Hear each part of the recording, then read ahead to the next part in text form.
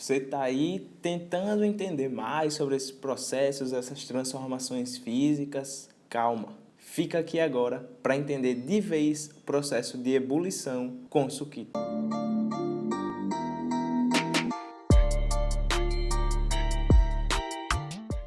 E é isso aí, bora logo sem muito arrodeio entender o que é que acontece com os líquidos nesse processo de ebulição. Mas o que é essa ebulição? Já ouvi falar de ponto de ebulição, ebulição para cá, para lá. O que é isso? Vem.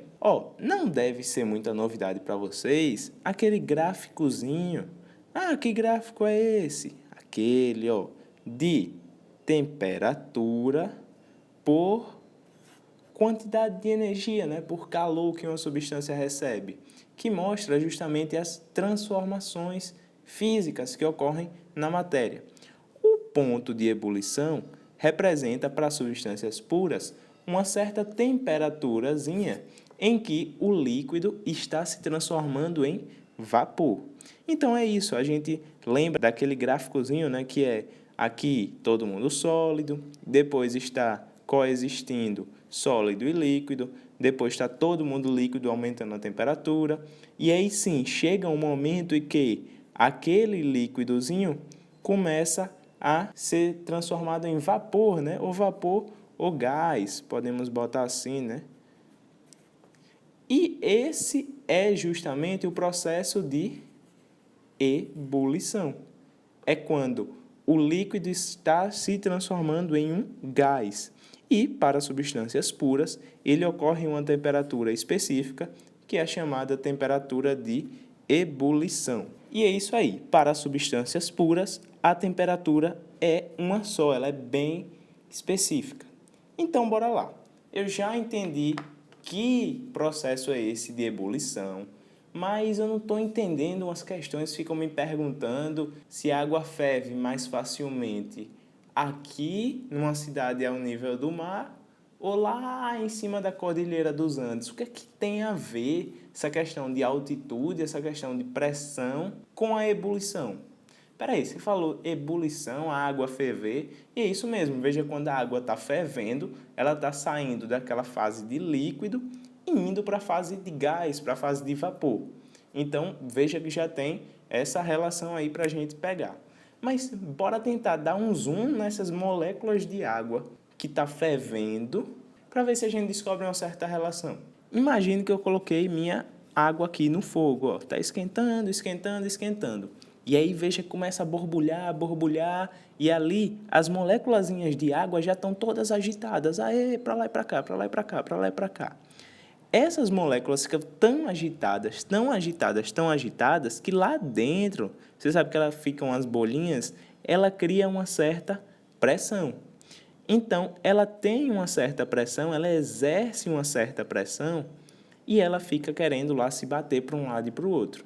Inclusive aqui pertinho da superfície. Então, essa moléculazinha está doida aqui, indo para um lado e para o outro, e quanto mais a temperatura aumenta, maior é o grau de agitação dessas moléculas, então mais agitadas ela fica. E aí elas aqui na beirinha, na bordinha, ela fica querendo o quê? Escapar. Ela fica exercendo uma certa pressão, justamente querendo sair daqui, ela está bem agitada.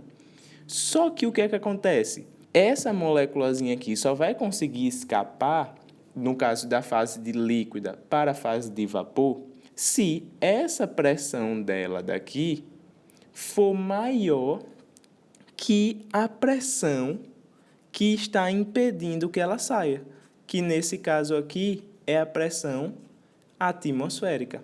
É o ar presente aqui que está fazendo o quê? Está barrando.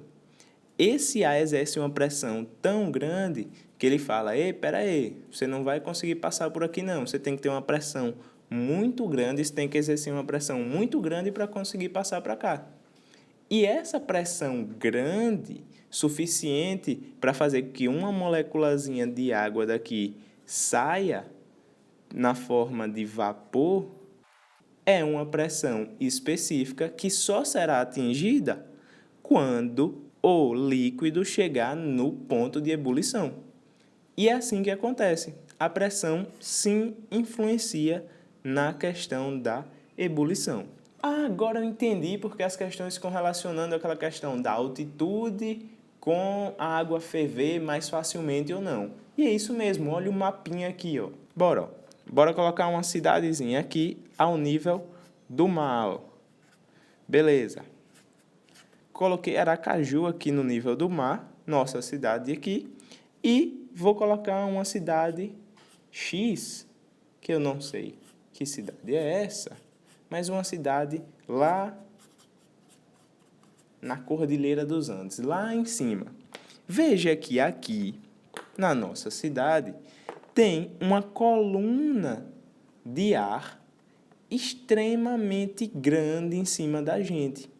Enquanto lá, ó, pela altitude muito grande, só tem um pouquinho de coluna de ar atmosférico, né? Se a gente comparar com nossa cidade aqui, ao nível do mar. Então, a pressão atmosférica aqui é muito maior que a pressão atmosférica lá. E lembre que a pressão atmosférica é quem vai fazer o papel de quem? Daquele agente que vai querer barrar a água quando estiver fervendo, né? As moléculazinhas aqui que vão querer passar para a fase de vapor só vão conseguir depois que ultrapassar essa pressão, que é a pressão atmosférica. Então, se essa pressão é pequena, a gente vai precisar fornecer menos energia e com uma temperatura menor eles vão conseguir chegar nessa pressão suficiente para sair. Por isso que aqui, numa maior altitude, a gente consegue ferver a água em uma temperatura menor que 100 graus Celsius. E aqui há uma pressão de 1 atm, ou seja, uma pressão atmosférica de 1 atm, a gente ferve a água somente a 100 graus Celsius. Ah, beleza, mas cliquei aqui no vídeo querendo saber mais sobre esse negócio da panela do terror. Está falando da panela de pressão, a panela de pressão tem o seu princípio de funcionamento justamente baseado nessa questão da relação entre a pressão, por isso que é o nome panela de pressão, e a ebulição da água. Então, vem ver aqui. A gente não vai entrar muito detalhe de elementos da panela de pressão, de válvula, de como ela funciona, para entender por cima aqui qual é a base do seu funcionamento. Então, a panela de pressão consegue vedar aquele sistema aqui dentro da água, do feijão. Por quê? Porque à medida que a gente vai fornecendo calor, à medida que a temperatura vai aumentando, a gente vai formando aqui aquela mistura aqui de ar e vapor, vai ganhando uma pressão cada vez maior, cada vez maior e cada vez maior. E essa pressão aqui vai ficando muito grande e bem acima da pressão atmosférica. Digamos que essa pressão aqui chega a 2 atm. E se a gente consegue deixar essa pressãozinha aqui muito maior, as moléculas de água que estão aqui vão demorar ainda mais para ganhar energia suficiente para conseguir sair e escapar, para conseguir ultrapassar essa barreira que está pressionando ela para baixo. Então, a água aqui vai ferver a uma temperatura maior que 100 graus Celsius. E aí, se ela ferve somente a uma temperatura de 100 maior que 100 graus Celsius, essa água que está cozinhando o feijão vai subir a temperatura, subir a temperatura, subir a temperatura, até chegar na temperatura de ebulição. E isso vai fazer com que o feijão cozinhe mais rápido. E é essa a base do funcionamento da panela de pressão. E só para a gente testar aqui, antes, bora fazer uma questãozinha aqui. Mas já lembre que aqui na descrição tem um PDF com um resumo do que a gente viu aqui até agora e mais uma questão para você treinar. Mas bora ver se você já está ligado, bora fazer essa aqui só para dar uma treinada logo. Quando se está ao nível do mar, observa-se que a água ferve a uma temperatura de 100 graus Celsius. Subindo uma montanha de 1000 metros de altitude, observa-se que, então é aquele caso que a gente viu lá, né? Quanto maior a altitude, menor aquela camada de atmosfera em cima da gente, então menor a pressão, mais facilmente as moléculas de água conseguem escapar. Então, menor a temperatura de ebulição.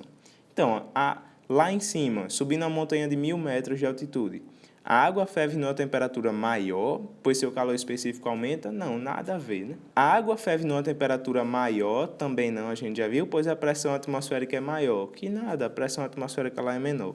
A água ferve numa temperatura menor, pois a pressão atmosférica lá é menor. E foi isso que a gente viu, alternativa C.